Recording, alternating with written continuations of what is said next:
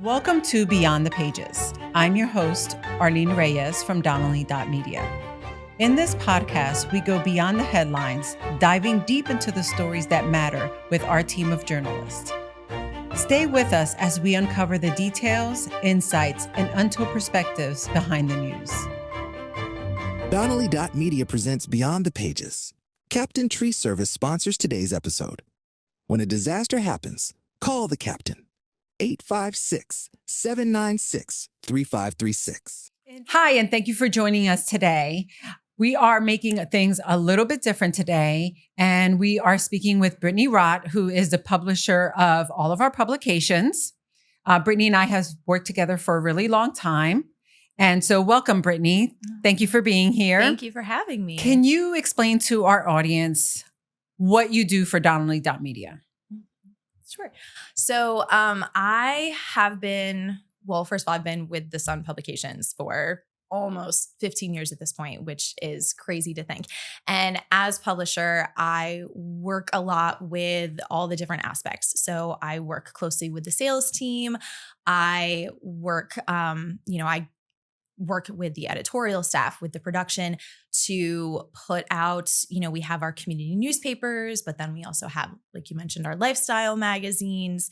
And I really work with trying to make sure that the content and all of our advertisers, that everything is kind of on point with each other. We do work on, as you know, we work on weekly deadlines with some of our publications. We work on monthly deadlines for a lot of our lifestyle magazines.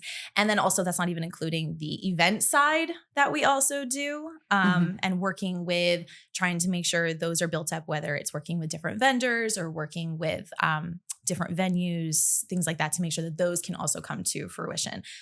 It's a lot of hats, I feel like. Yeah, I think one of the things that people may not realize, Donnelly.Media, even though we have so many publications, we are a very small family-owned business. Right. So we all wear, I feel like a lot of us wear multiple hats. Yes. Where we're having meetings on the lifestyle magazines as far as stories and things like that go. You're assigning them then, once we decide what those stories would be, you're assigning them to our freelance writers and photographers. Whereas the editors for the newspapers, those particular writers and the editors are the ones that are deciding those stories. And we always try to maintain a separation of the editorial and the advertising, which is very important. Yes. Yep. What aspect do you find currently the most challenging? The most challenging? Oh, wow. Whether it's on the editorial side or the advertising side, because you still have advertising clients. I do. You still go out on sales calls, you make appointments. Which of the things are you finding have changed throughout? You've been with the Sun newspaper for 15 years. Which aspect do you feel like is a little more challenging or has changed the most? I think as we've evolved over the 15 years, we've launched so many new products. When I started, it was just, the Sun was 8 publications. It was 8 towns. And now it's 18 towns. And now it's 10 plus magazines and events. So in terms of the most challenging right now, I would say it's making sure that we find the stories that matter to a lot of the communities, making sure that we're, making those connections still on a, community base, on a face-to-face conversation. I think that's challenging on the editorial side of things, is really making sure that we're still producing content that people want to know about. And it has to do with their community, and it has to do with people, whether it's, people in their school system, or whether it's, their neighbor or things like that. I think that's a challenging part, is really trying to make sure that we're still getting that content into it. On the sales side of things, again, it goes along with the evolution. It's not just print products that we're doing now, it's digital. And there's so many different avenues and channels now, especially when it comes to marketing. That's a huge challenge, is making sure that who you're working with, making sure that you're working with your client and your advertisers, and you're going to provide them with the best the best marketing campaign that's going to work for them. Right. I think that's a huge challenge because there are so many channels and there's so many things that we can offer them. But that's also like the fun of it. It's kind of Right. like, okay, getting to know them, seeing like, okay, what they need and coming up with that whole campaign that's going to be successful for them. Right. I mean, So I find that the biggest challenge on the advertising side of things is that possibilities are endless as far as what type of campaign you put together. Right. One of my favorite things, which I believe is one of your favorite things, are campaigns that stand out. Yes. Not just campaigns that, are your typical campaigns. And so then that's part of marketing nowadays. You have to kind of go into different mediums. It's not just one thing and you're good with that. And then you can continue doing that. I think that, especially for me, but also when you first started, a lot of people were in that mindset of this is what I do. This is what I always do. This is what works for me. Where now you have to be a bit more creative to make you stand out, and helping people put that together is one of my favorite things to do. Yes. Also helping, the sales team when they're trying to think of ideas and all of that. You or I at different times will step in to assist with that. Right. But because there's so many possibilities, it's also pinning that down to what fits right for them. Right. What would you say or suggest to people that have small businesses as far as looking into their advertising? One thing that I was thinking about is a lot of people, when I go on different sales calls, and whether it's with my own clients or when it's with one of our team members, I do hear a lot of decision makers and businesses say like, oh, well, how does this work for this person? Or, oh, I want to call up this business and see how this works for them. But to me, I'm like, that's great if you want to find out how this type of campaign works for them, but you're not in the same industry. Or a lot of the times it's very different. No one is going to have the exact same business as you. No one is going to have your platform. It's never going to be apples to apples. So they really need to kind of, and this is where we come in, when we do our initial needs analysis with them, when I'm going into a new business partner or potential advertiser, I really like to have a conversation with them. I really like to hear exactly what their needs are, exactly what it is that they're looking for, or where they might think they need help with.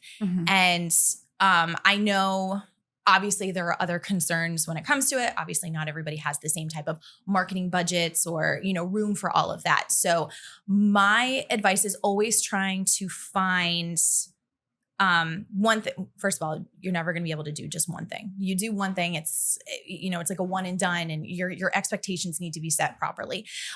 If you're looking at, maybe it's like an event or something you're trying to promote, you're always going to want to give it enough time to push that out there to people.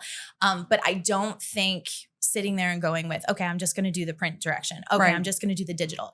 You don't want to stick with one thing because, as we mentioned, there's so many types of channels. There's so many different ways people bring in their daily content these days, whether it is through a local magazine or whether it is through social media. There's so many different avenues. So my advice is really not sticking to the same thing. You really want to whatever your budget is, whatever it is that you're working with and what your goal is, you really want to spread that out. You want to make sure that you're giving it enough time to gauge what works, what doesn't work. And I get that some businesses don't have maybe that luxury. Correct. They don't have as much to work with as some of the larger companies. So the small businesses, I really like to try to bring it down and spread it as much as possible, because especially on the print side of things, the more people see it, like that's really branding. The more people see it, the more before the stat was, it takes someone 3 times to see your ad or hear your ad or whatever the case may be before they react to it. Now, because we're inundated with so much different types of media, it's now more like 15 times. Right. And so to spread those 15 times out through several different things, I think would be the best bet, but also in consideration of who is your market to me, I find a lot of times some of the businesses that we work with, some understand their clients, some may misinterpret who their client is. And I think that that is also key. But also that's why we're there to help them out. Right. So that, they can find their way through the maze of all the different options that we have. Right. We've talked before about our favorite campaigns. Yes. Tell me one that stood out, one of your favorite campaigns that or your biggest win that you feel like you had. So I have a couple of these. And the first one I think I want to talk about is actually when I first started with the Suns. When I came here, I was fresh out of college. So I was like, okay, I was driven. I was like, I'm going to do everything that I can to do my best and succeed in this. And of course, I learned a lot within those first couple of years. But when I first started, it was probably within my first 6 months.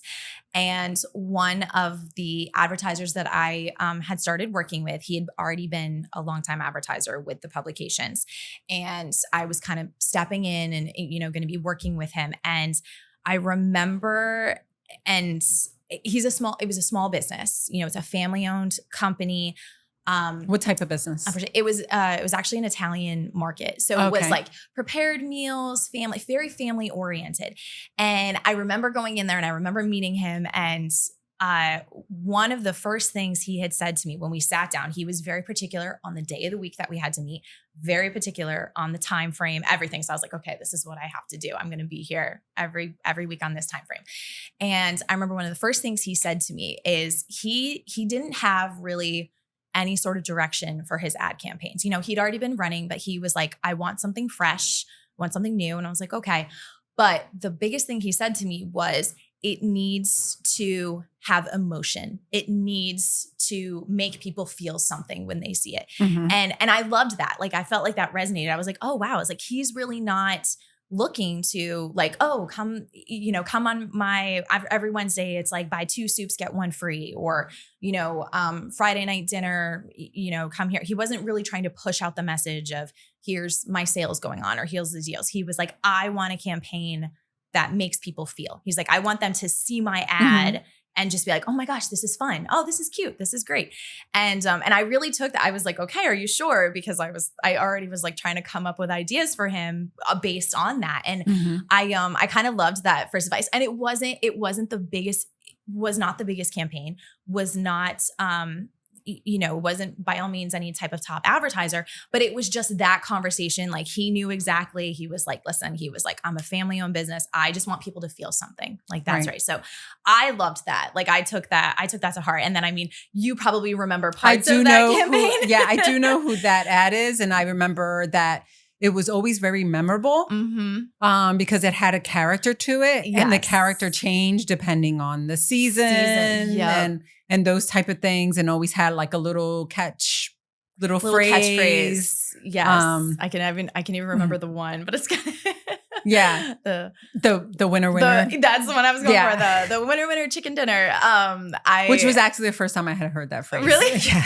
It was the winner chicken dinner. I loved that. And then we would change it up. I would sit there and change it with the season and change it weekly. But he loved that. And he was just like, wow me. It was like, just put emotion into it. So I always love that as like a, as like a little soft spot in terms of my favorite campaigns. Another one that I was thinking of, and I don't even know if you remember this, but another one of my clients who they're actually unfortunately no longer in business, but we had designed a custom campaign for them with their mascot.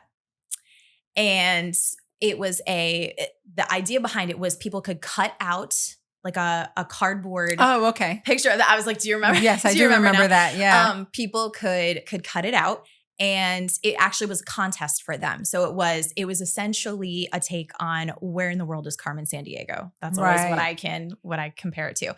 And people could take that and people would submit their photos with the mascot wherever it was. It could be if you were on vacation.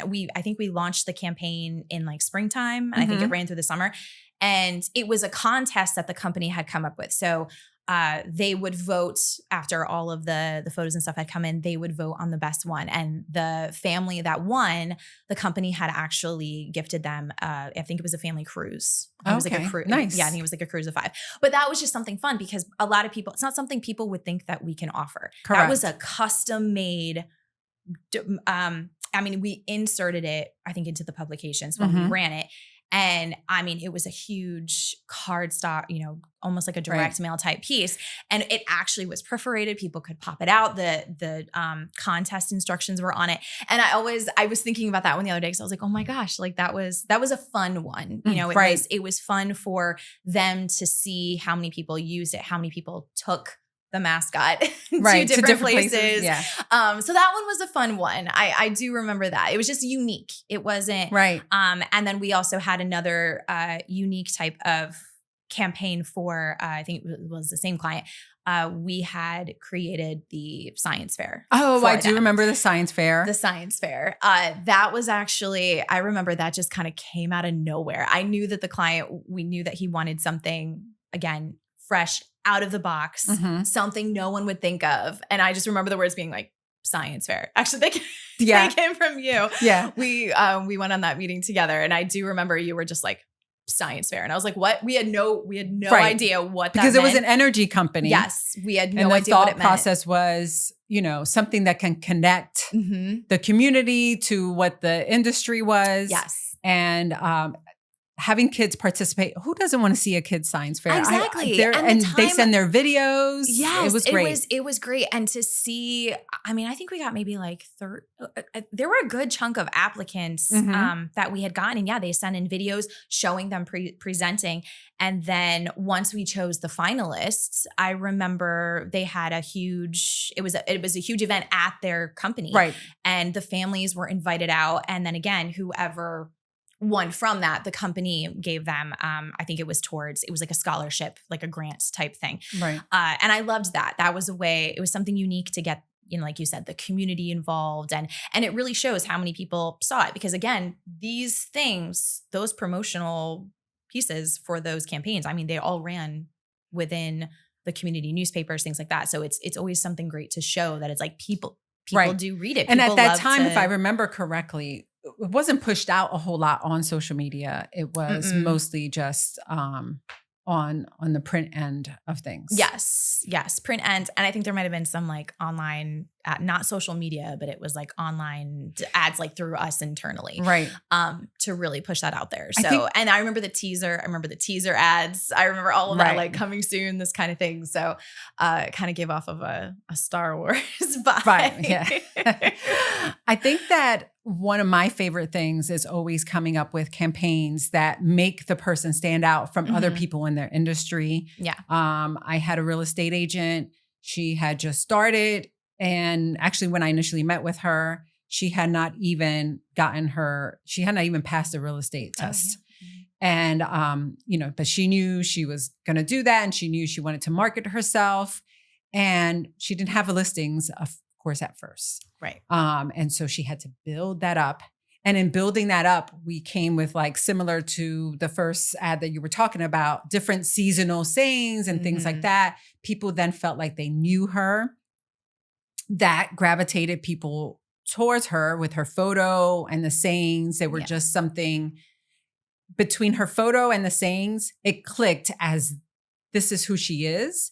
And I think with something so personal as selling someone's house or helping someone to look for their next home and feeling like they know that person, it makes a huge impact. And I think that campaigns like that, where you stand out from everyone else in your industry and you do something so different, that is key. Even it doesn't matter your budget, because that initial one that you mentioned, the size of that ad was not huge, but it stood out because of what it had in it and because it consistently changed, but still keeping with the same theme. Exactly. And so I think that that's, to me, would always be their advice to any small business.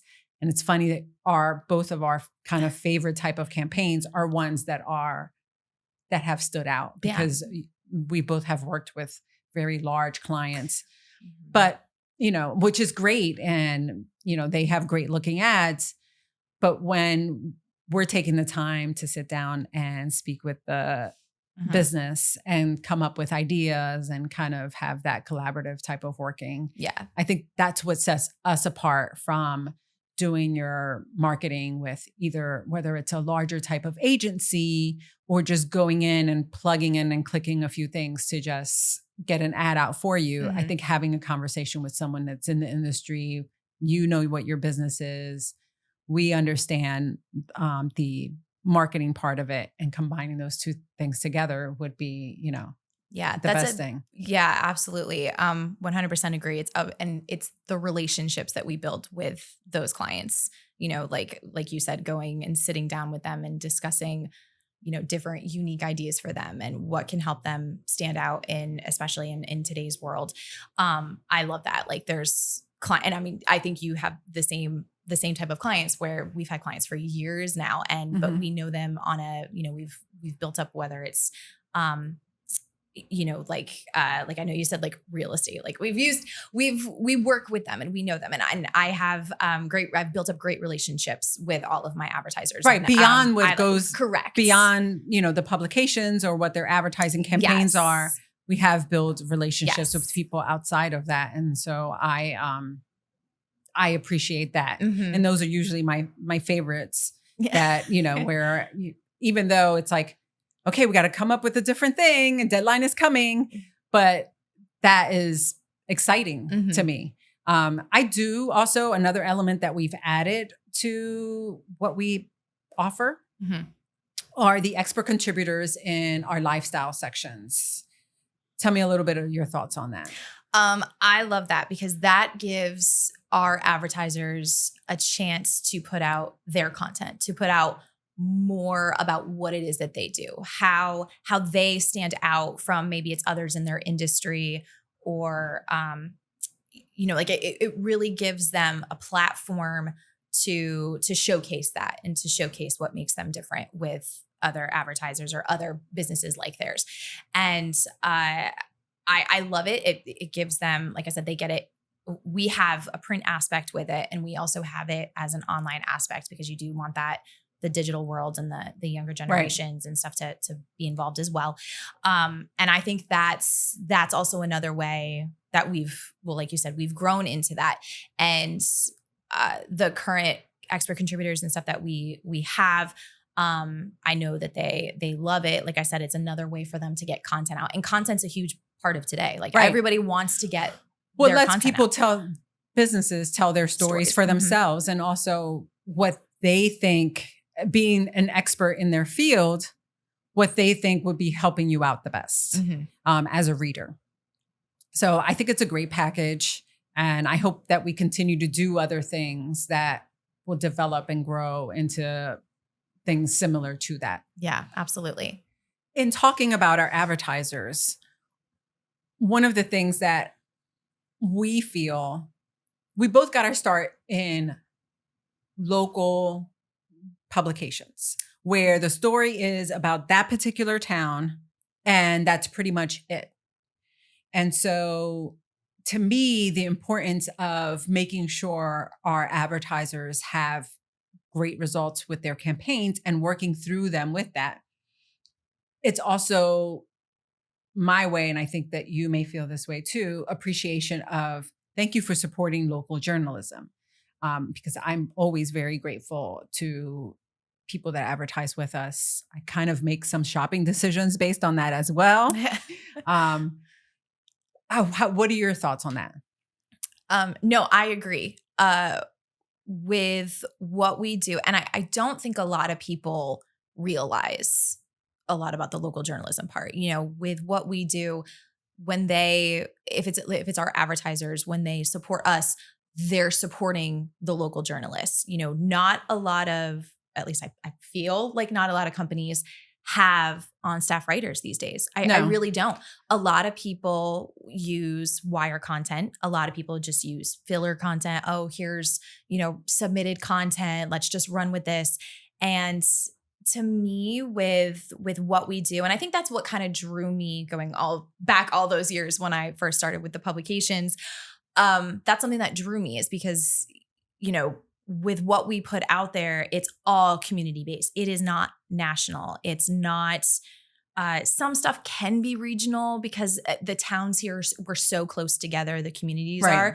But, to me, what the readers want to read is their local schools, what's going on in their local government, what's going on with the local nonprofit organizations, things like that, different unique stories.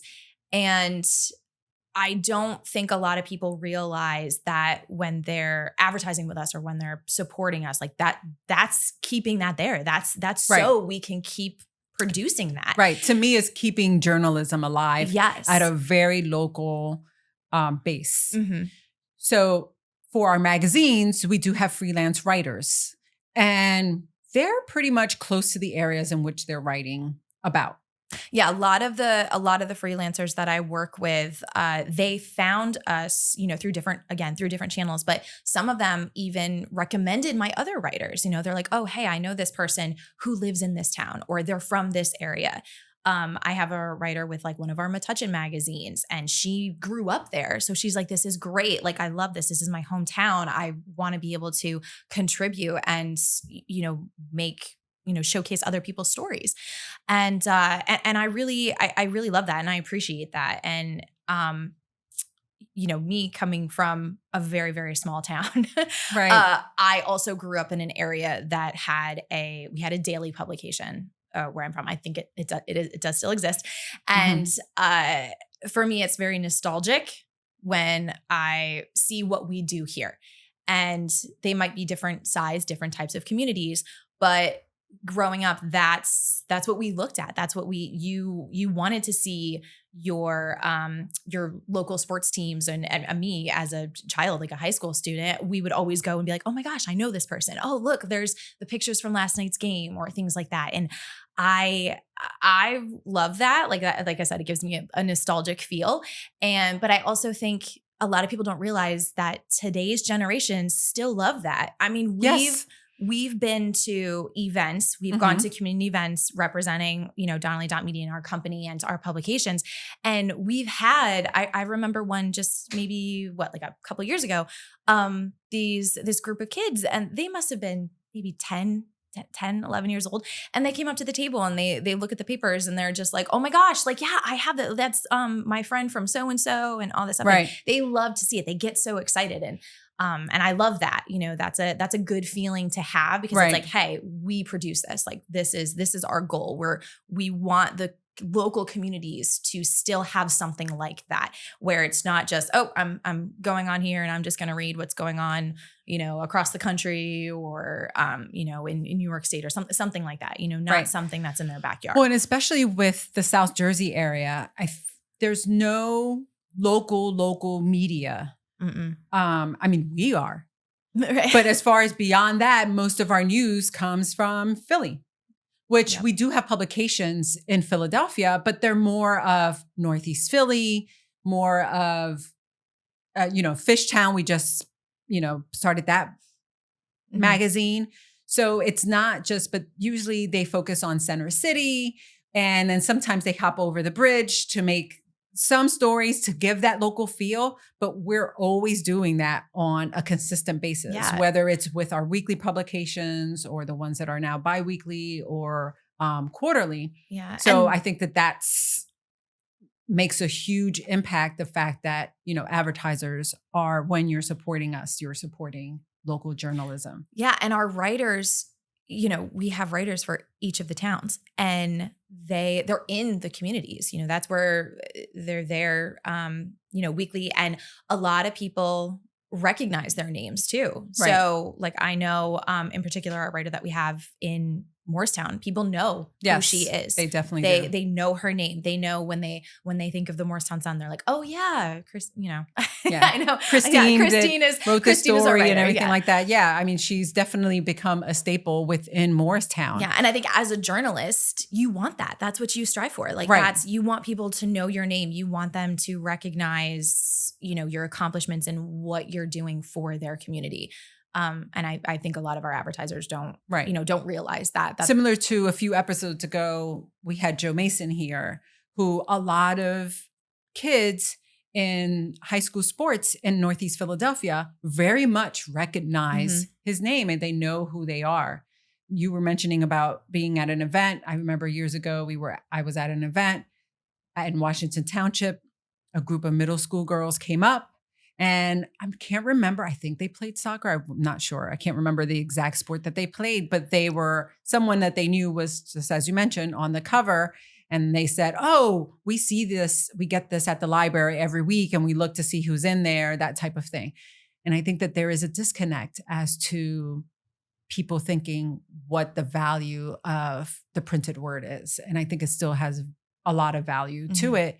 And so I'm always grateful to our advertisers that, that do that, support us in that way and support the writers that we have for newspapers are on staff. They're full-time employees. And so that does support that to keep that tradition going. Because the publications where I originally started that had a very similar format, they're actually no longer around. Right. And it's super sad to see when you don't get those stories anymore. It's hard to stay connected within your community. And I think that people still very much want to be connected locally into their community. Absolutely. And Absolutely. You mentioned about wires and people, publications that end up having to use wires for whatever reason, they feel like they do. And so something that premiered not that long ago. And so we're basically going to give, I guess, a free promo to this because it is very relevant to our job is on NBC. They started a show called The Paper. Yeah. And it is about a local daily publication. And one of the things that they first opened up with was using the wire for all of their stories. Yes. What were your thoughts when you saw that? It was hard not to have that moment of, oh my gosh, this is what I do. This is what I do every day. And I remember that scene very well when they're talking about I think she was showing like her stories or something, right? We're talking about that. She was showing the wire. Yes. All the stories that are available and how she moves it from the wire into her pagination. Yes. To fit the page and, talking about what fits in particular areas. If it turns red, it doesn't fit. Right. Right. It was just kind of like eye-opening too, because I'm like, oh my goodness. But at the same time, I'm like, we as a company, we try to not do that. I mean, we don't do that. All of our journalists are like we said, on staff. So watching that, I was like, oh my goodness. Yeah, this is just here, plop a story in. Here we go. Right. So that's real life for a lot of publications. Yeah. And so I'm sure that that's hard for them in some aspects, but it did make me feel, have some pride in the fact that the stories that we have are written for our publications specifically and not just something that we grab from somewhere else. Yes, absolutely agree. Just on a lighter note, another part that I found funny was, it's funny and it's not, when they locked the guy in the room because they were concerned about people that come into a newspaper office. That's a real concern. It is a real concern. Yeah. It is. Yes. They made light of it, but they did. They turned it into a joke. Be like, oh, remember that guy that came in from the jazz festival and something. And it was also like, oh yeah, no, this is a real thing. This is something that. Were there any other parts that you saw that hit a little bit home? I love, this sounds crazy, but like the intro, when they're doing the musical intro and they're showing all the different, again, it's a nostalgic type of mode, but they're showing all the different things that people, do with newspapers, whether it's past or present. And, it's like wrapping the fish up in the newspaper and using it as packing right on the tray. But the thing is, people are thinking that's what people do with newspapers now, but that's always what people have done. It's just been a thing. You read it and then you use it. You for another it. purpose. Yes, you reuse it. Exactly. Yeah. I do appreciate the opening of it. I'm trying to think if it was within the first episode, they're kind of walking through everything. And then when they go to the downstairs with the printing press, where the print room is, the print room. That was, because that is not something, that I've seen before. I just, that scene itself, I just thought was like, oh wow, Yeah. this is, this is what it looks like, and Right. this is how it happens. And again, it's a nostalgic thing. So Yeah. The first paper I worked for, we actually housed a whole printing. Yeah. Oh my gosh. Yeah. We had an office in Wildwood and we had the whole printing there. It was as extravagant as that? Like, was it like, oh wow, it was eye-opening? big. It was like, it takes up a whole room. Right. And it kind of also took me back to a Mr. Rogers episode where he went and visited a newspaper, and Oh my God. when I remember seeing that when I was little. So yeah. But oh my gosh. yeah, that is definitely nostalgic in a very real way for me. Well, and then, also in that first episode when they're talking about like the history of that paper, and it's like, the different floors, and it was like one floor was designated for just, was it the newsroom? Right. It was just news. The other floor was advertising, and there were hundreds of people that used to work there. And so that was it hit a little home, because we're such a small company now that is putting out these publications. And I feel like, again, it's, it's trying to, I don't know what the right word is, but it's just, again, it was just very eye-opening. I would say that someone definitely did their research in putting that show together. I would hope so. It seems like they did. Yeah. The more episodes I watched, the more I felt that way. Yeah. I've watched a few of them. So, and then, when they're going out and trying to get stories on deadline and trying and them to, falling apart. Yes. We've just had that happen. Yes. There's always something that's going to come up. So you have to really try to be prepared for it. So that kind of goes back to when you asked me about the challenges. That is a challenge, because there's always going to be something that falls through, whether it's a story or whether it's an advertiser who's not ready yet, who's like, this ad copy is not coming together. That's a huge challenge. So witnessing that in a television form was also kind of comical, to be like, I've witnessed that. Yeah. I've been there trying to scout, to try to find something to fill this and get this product out. Cause we work on deadlines. Right. So that shows. It felt very real. Someone in the office couldn't get through the first episode because it felt too real. It felt too real. I think they got through like 5 minutes and they were like, no, I got to turn this off. Yeah. It started giving them like a little bit of a panic attack. I think. There was a little anxiety watching it. A little bit. Yeah. But it's kind of fun. It's fun to watch. So. Yeah. Well, Brittany, this has been really fun. Thank you for sitting with me. Of course. We should do this again sometime. We should do it again. It was fun. It was lots of fun.